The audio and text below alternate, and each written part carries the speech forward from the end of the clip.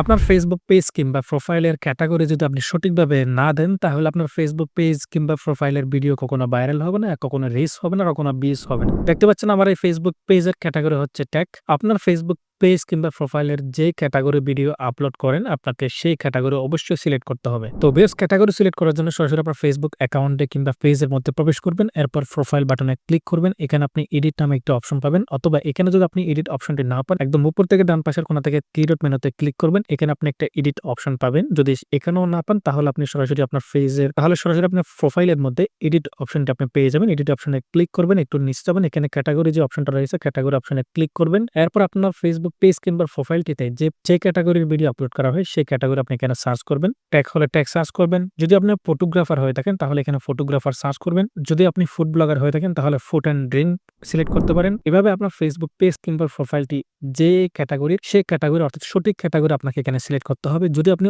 উল্টাপাল্টা কোনো ক্যাটেগরি এখানে এড করে রাখেন, তাহলে আপনার ফেসবুকে যতই ভিডিও কিংবা পোস্ট করেন না কেন কখনো রিচ কিংবা ভিউজ হবে না। ভিডিওটা অত্যন্ত গুরুত্বপূর্ণ। আপনার টাইমলাইনে শেয়ার করে অন্যকে দেখার সুযোগ করে দেন।